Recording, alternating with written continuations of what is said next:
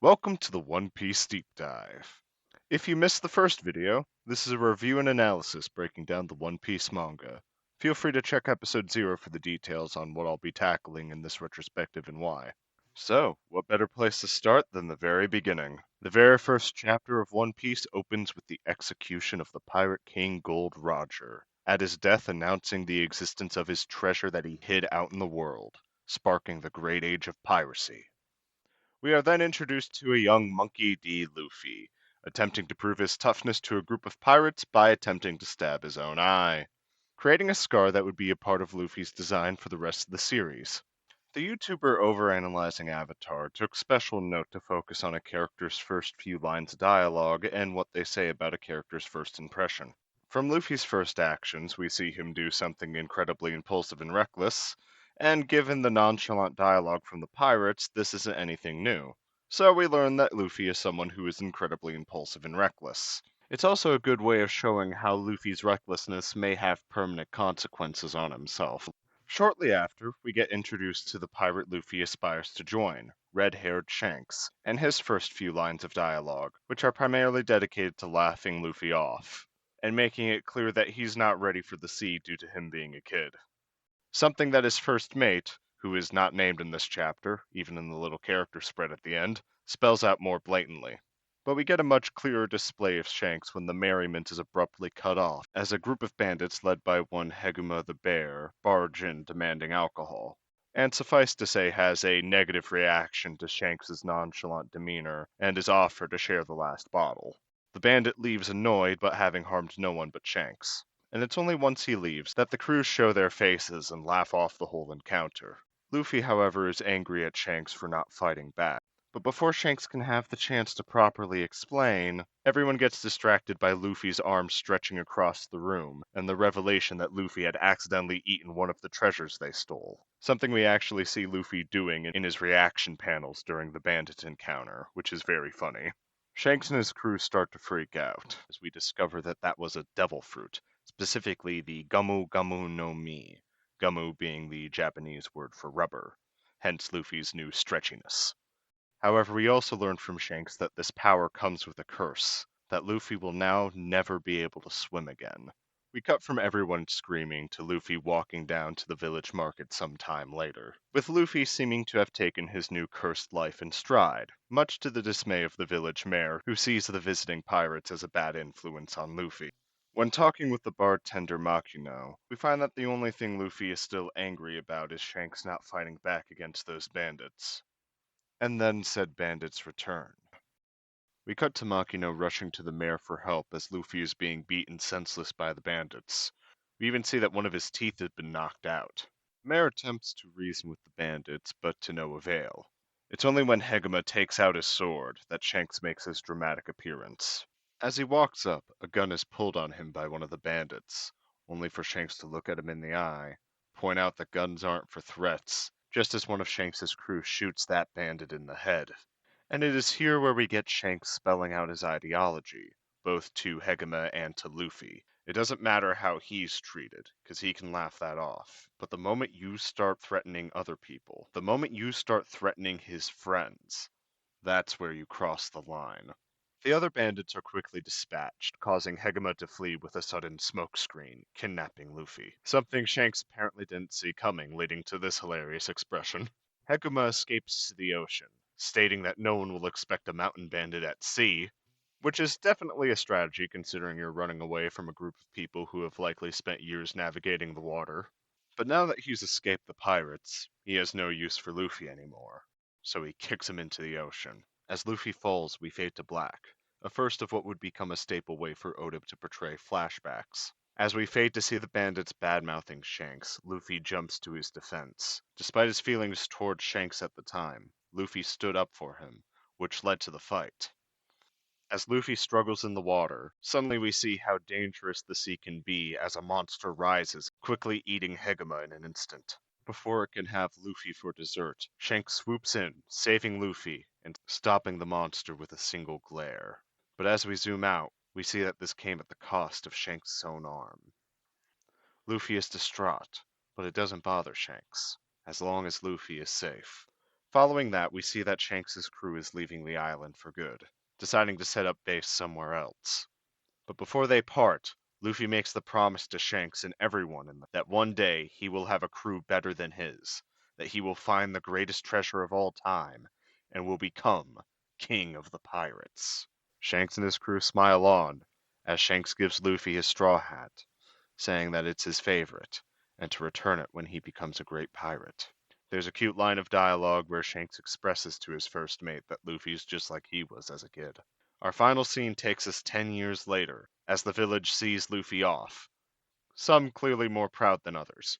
As Luffy begins sailing out, the same old monster from 10 years ago emerges, but this time, Luffy is much more prepared, knocking it out with the first named attack we get in the series, Gum Gum Pistol, a reference to Luffy's childish boast to Shanks earlier in the chapter. Luffy ends the chapter stating his intention to get some crew members, saying around 10 should do, as well as a flag, and shouts to the sky that he will become King of the Pirates. As far as first chapters go, One Piece does a pretty excellent job at introducing the main character.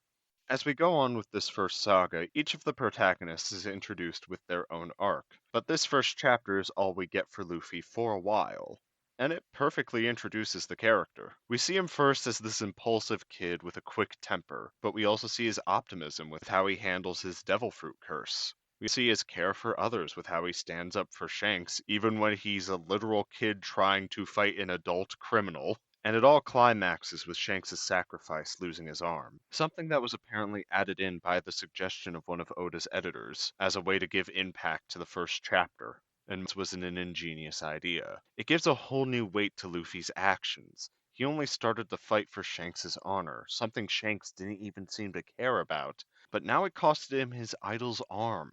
But just like how Luffy took his devil fruit curse well, Shanks doesn't seem distraught by the loss of his arm. He knows that he can live without it and that it was worth saving Luffy. Shanks is also very well characterized in this chapter. A laid back dude who's typically just there for a good time, but knows when to change gears when other people need defending. It's a mentality that we see Luffy attached to and act on throughout the series as a whole. Shanks' crew is also very well characterized. So much so you may not even realize that no other crew member is named. Despite that, it's clear how much Luffy gets this vision of how pirating is supposed to be from the happy-go-lucky tone the crew has. As an antagonist for the first chapter, Heguma fills the role well.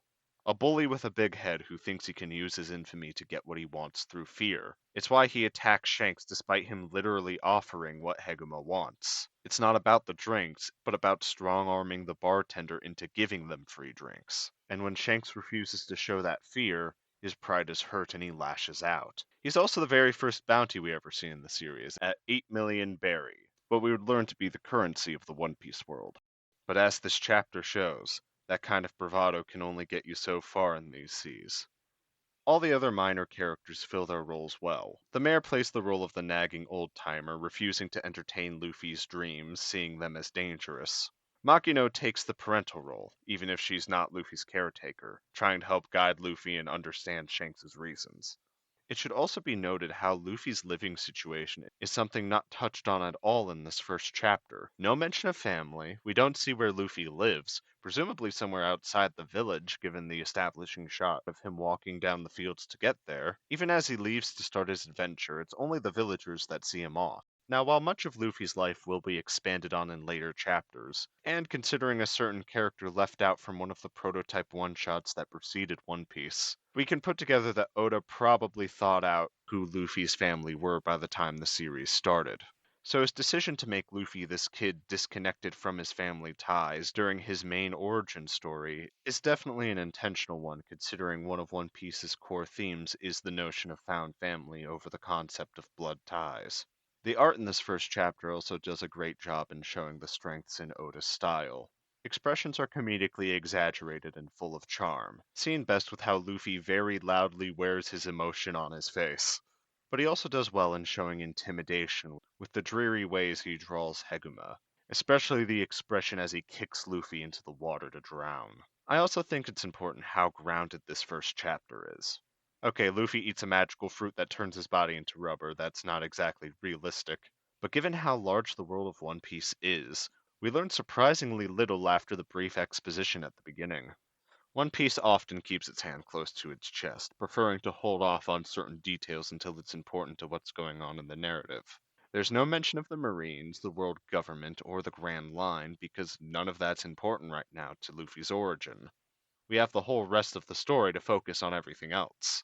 Now, as for the glare Shanks gives near the end of the chapter, while reading retroactively, it's definitely a good way of subtly showing things to come. For now, it's simply a great way to give a sense of the level of Shanks' strength, and how much Luffy must have grown since then. The second chapter starts with Luffy out at sea, aimlessly and senselessly drifting into a whirlpool while calmly remarking how screwed he is. Well, that was a short journey. Time to meet the new characters. We cut to a small, uncharted island as an ominous captain coldly threatens her crew for the poor state of the ship, with the bulk of her abuses being targeted at one small cabin boy named Kobe. We turn the page to see that her name is Iron Mace Alvida, or Alvida the Club, depending on your translation. Given the apparent change in facial structure, she apparently looks quite different up close. This kind of gag is, of course, much more tired this day and age, and honestly isn't that great here either. We cut to Kobe rolling a barrel into one of the storerooms as three of Alvida's henchmen inside plot to steal the barrel, assuming it's booze. Instead, a wild Luffy bursts out, apparently having hopped into the barrel to survive the whirlpool before shortly falling asleep inside. Luffy's shouting alerts Alvida, who responds by throwing her club through the entire storeroom, demolishing it. In the chaos, Luffy and Kobe escape, but the rest of Alvida's crew inform her of them, with Alvida assuming Luffy is Zoro, a bounty hunter that was apparently captured by the Marines, or as it's sometimes translated as, the Navy. We see that Kobe just continued to roll the barrel that Luffy was in as they escaped, and it's here where we get a proper introduction to Kobe and how he ended up stumbling into Alvida's crew when just trying to go fishing, and since then has been working on the ship in exchange for his life. We see to the extent at which fear has control over Kobe, with how he's made a boat over the last 2 years of working under her, but is too paralyzed by fear to actually escape. So instead he offers it to Luffy, who hilariously calls it a coffin. It's funny how even Luffy, who just weathered a whirlpool in a barrel, can see Kobe's boat for the death trap it is. That alongside Luffy calling Kobe both clumsy and dumb with a smile on his face, we get a sense that the bluntness Luffy had as a kid has continued into his close adulthood. Though it's hard to tell if Luffy stating that he really doesn't like him to his face in the original text is more or less scathing than Viz's translation, where Luffy just straight up calls Kobe worthless. However, it's when Luffy shares his dream to become king of the pirates, alongside his defiance to Kobe's disbelief in him even trying, that Kobe starts to see something in Luffy. The determination and fearlessness to pursue your dreams even in the face of death. It brings forward the courage for Kobe to ask Luffy if he believes he could join the Marines. Luffy doesn't even need to affirm it for Kobe to start loudly shouting his aspiration to enlist and capture Alvida, just as Alvida is in striking distance. And it's here where we once again come across another staple of the One Piece series. No, not Luffy openly insulting the antagonist. Okay, actually, yes, that too. But what I more so mean is the overall structure for how Luffy impacts the people around him. Before Luffy actually starts fighting Alvida, there is a moment where Kobe first goes to warn Luffy of her, before stopping and pivoting, finally saying what he actually thinks of her. And then Luffy steps in where Kobe can't defend himself. This is a pattern that we see throughout the series as a whole, of Luffy enabling the people around him who need help, and then fighting for their sake to pursue their dreams. That little grin Luffy has is fantastic, by the way. As Alvida is knocked out cold, Luffy intimidates the rest of the crew to give him and Kobe a ship. As they depart, in the official translation, Kobe remarks how Luffy ate the fruit of the gum gum tree. The fruit of the gum gum tree. Okay, if there are any Japanese speakers watching who would want to correct me on this, feel free, as I don't speak Japanese. But from what I've researched, this is a complete mistranslation of how Luffy's fruit is typically referred to, being the Gamu Gamu no Mi, or the Gum Gum fruit. And given what we learn about the uniqueness of devil fruits later in the story, and given the true nature of Luffy's devil fruit, the concept of a Gum Gum tree doesn't make any actual sense in the world. There's no mention of a Gum Gum tree at all in Stephen Paul's translations, or anything outside of this early Viz translation. I probably wouldn't be as annoyed by this if this was just a one-off mistake, But this is how Luffy's fruit is referred to repeatedly during these early chapters, and I still find people to this day who are confused by this early mistranslation. The oddest part is that the name of the fruit was said properly in the first chapter, which was translated in the same volume as this one, so I really wonder what the internal process was here. Mistranslations aside, Kobe mentions how Luffy will have to enter the pirate's graveyard, the Grand Line. But Luffy isn't deterred, and is set on visiting the Marine base, not just to drop off Kobe, but to meet this Roronoa Zoro that everyone's talking about. The next chapter opens with more exposition regarding Zoro and his reputation, namely how he's a bloodthirsty pirate hunter, which confuses Kobe as to why Luffy would want someone with that kind of reputation to join his pirate crew. But Luffy remains insistent on judging Zoro until he meets him himself. They dock and enter the Marine base town, getting there primarily thanks to Kobe's basic navigation skills, the kind of basic skills that Luffy lacks. While out eating, they discover that the townsfolk are quite jumpy, not just at the mention of Zoro, but also Captain Morgan, the Marine officer in charge of the base. This concerns Kobe, who's shocked that people would be afraid of an officer of the Marines, while Luffy doesn't seem at all shocked. He even finds the reactions of the townsfolk quite funny. They arrive at base headquarters, where just outside, tied to a stake bleeding, is Roronoa Zoro. And yes, I'll be using Zoro as the pronunciation despite Viz's spelling.